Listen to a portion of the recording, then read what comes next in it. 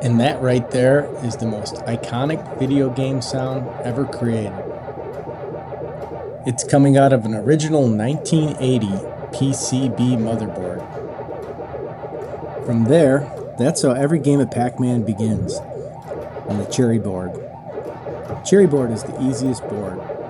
Pac-Man moves fast, the ghost moves slow, and when he gets the power pellets like here, the ghosts stay blue for a long time. Each board after that gets a little bit harder. The ghosts get faster, and Pac-Man gets slower. And even the power pellets turn the ghosts blue for less and less amounts of time. And it even gets to the point where the power pellets don't turn the ghost blue at all. It just keeps getting harder and harder. But it was the cherry board that kept people coming back. You put a quarter in, it seemed so simple, so easy to navigate the board, eat the ghosts. But the fact that it just kept getting harder and a little bit more frustrating kept everyone coming back. Sadly, by the mid-1990s, classic arcade games were disappearing fast. Cabinets broke down, custom parts became impossible to find, and entire slices of gaming history risked being lost forever. Thankfully, in late 1996, an Italian programmer started a small project called Multipac. It was specifically to preserve Pac-Man and similar hardware. In 1997, he released his very first version of MAME, M-A-M-E, which stands for the Multiple Arcade Machine Emulator. Today, MAME has grown into a massive open source community effort.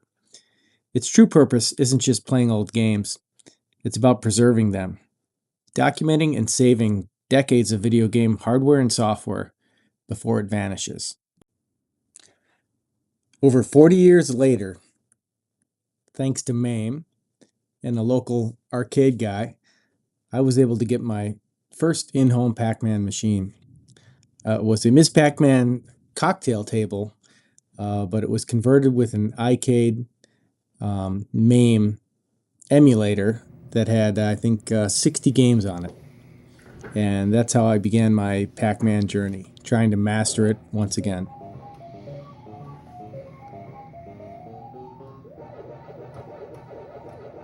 I had a blast, remembering old patterns, trying new ones. It looked and felt just like the real game. But as I got deeper into the game and further through the boards, I found out that some of the patterns that I found online would just break down near the end. Something was slightly off with this emulator. It was the timing of just a split second that would cause the patterns to fail. So I'd try new patterns, I'd create my own patterns, and eventually wanted to find patterns that worked on the original game and the MAMEs. And started the journey of seeing which patterns work, which didn't, and hopefully coming up with a set of patterns that worked on nearly every machine. So you might ask, well, why this cherry pattern? It certainly doesn't score a lot of points. There's probably hundreds of patterns, cherry patterns on the internet that are much better than this one. But this one was straight out of the 80s. This was a teenage guy that I was looking up to as I was 8 years old that had the high score on the Pac-Man machine at the 7-Eleven that I could ride my bike to. So I figured if I'm going to start playing Pac-Man, might as well play like that guy did. So the Pac-Man machine started as a gift to my kids for Christmas. But in a few months, the whole family saw right through that. Pac-Man, for me, slowly evolved from a hobby into an obsession. Oh yeah, and somewhere along the way, I bought this nice vintage upright Golden Tee machine that I believe might have been another gift to the family that Dad played more than anybody. So I was thinking the possibility of getting an upright Pac machine so I can actually play Pac-Man on all three platforms that seem to be prominent might have been a problem. So I had to come up with a different plan. So the plan was, let's open up the Ms. Pac-Man cocktail arcade machine, and maybe we can get all three of them inside there somehow.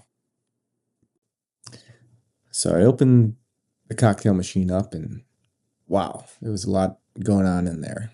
But, got access to the internet, and I said, what the heck? Started poking around, found out that actually the CRT monitors can carry up to 25,000 volts. So that was kind of dangerous. But, they say if you're going to die, you might as well die doing something you love. So I bought this wand off of eBay. Looks a little bit like a lightsaber. That supposedly is going to take the voltage off the CRT tube so I can safely work on the Pac-Man machine.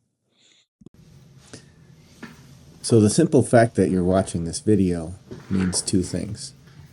One, you have way too much time on your hands. And two, my little project didn't kill me, and I was successfully able to get in the third platform, which is, I think, the best platform. It was the BitKit2. So the BitKit2 is a special arcade board that recreates the original Pac-Man game by using a reprogrammable chip. It loads the authentic original ROMs, makes the chip behave exactly like the 1980s Pac-Man circuit board. I found it gives near perfect gameplay and timing when plugged into my Ms. Pac-Man cocktail machine, and it is the version that I play the most.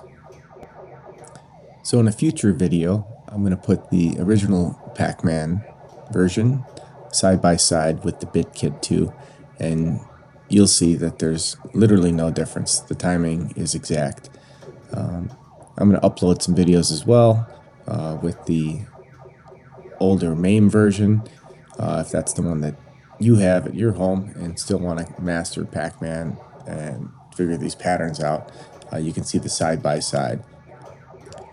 So regardless of what type of Pac-Man machine you have at home, hopefully I can share a pattern that works on all of them. Thanks for watching.